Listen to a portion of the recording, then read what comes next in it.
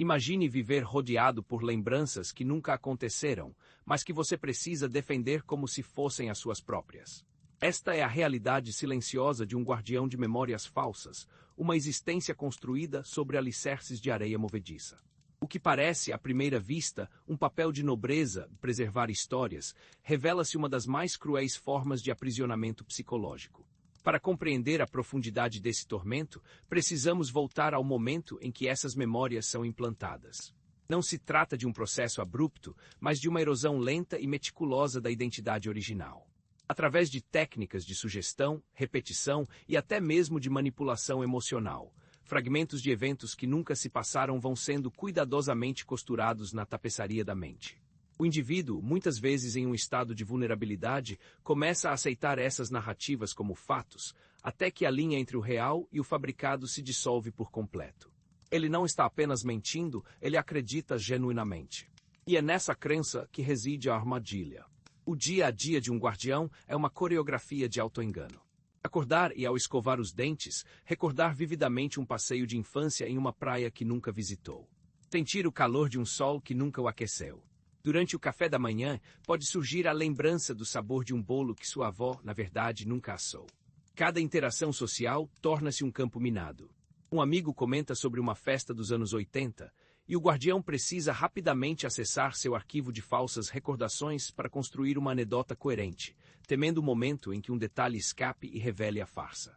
Seu trabalho, suas relações, tudo é filtrado por este prisma duplo, a realidade objetiva e a realidade internalizada da memória falsa. Ele vive constantemente editando a própria vida, sem um controle mais para desfazer. Com o tempo, a pressão para manter a consistência dessa narrativa fictícia torna-se esmagadora.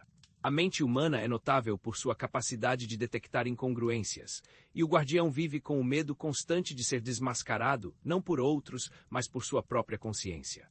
Cada nova experiência real precisa ser imediatamente reconciliada com o passado inventado. Se ele desenvolve uma aversão a cachorros, por exemplo, precisa justificar isso com uma memória traumática de infância envolvendo um animal que nunca existiu. A ansiedade se torna uma sombra permanente. A pressão social é outra camada de tortura. Ele vê os outros compartilhando histórias genuínas, com uma leveza que ele não pode mais sentir, e um profundo sentimento de isolamento e fraude corrói seu espírito. Porém, o aspecto mais horrível é invisível aos olhos de fora, a lenta morte do eu autêntico. As verdadeiras memórias, os momentos reais que formaram sua identidade original, não são apagados, mas sim sufocados e marginalizados. Eles tornam-se como fotografias desbotadas em um álbum empoeirado, enquanto as memórias falsas, vívidas e detalhadas ocupam o centro do palco. Isso gera uma dissonância cognitiva debilitante. Quem sou eu realmente? A pessoa que viveu aquelas experiências reais ou a pessoa que acredita ter vivido estas outras? A confiança em seu próprio julgamento, em sua própria percepção do mundo, desintegra-se. Ele não consegue mais confiar na própria mente, o santuário mais íntimo do ser.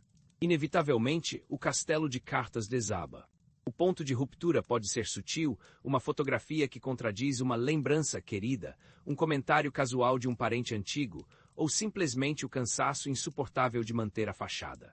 O momento do reconhecimento não é um alívio, mas um terremoto existencial. É a percepção brutal de que partes fundamentais de quem você acreditava são uma ficção. A dor não é a de descobrir uma mentira, mas a de descobrir que você é a mentira. O chão some, e o guardião é lançado em um vazio onde nem o passado nem o presente parecem sólidos. E então, na esteira do colapso, surge a reflexão mais pungente. O que é a identidade, senão uma coleção de histórias que contamos a nós mesmos? O guardião de memórias falsas é levado ao extremo dessa questão. Ele é forçado a encarar a fragilidade da memória e, por extensão, da própria condição humana. Reconstruir uma vida a partir dos escombros de um passado inventado é uma tarefa hercúlea.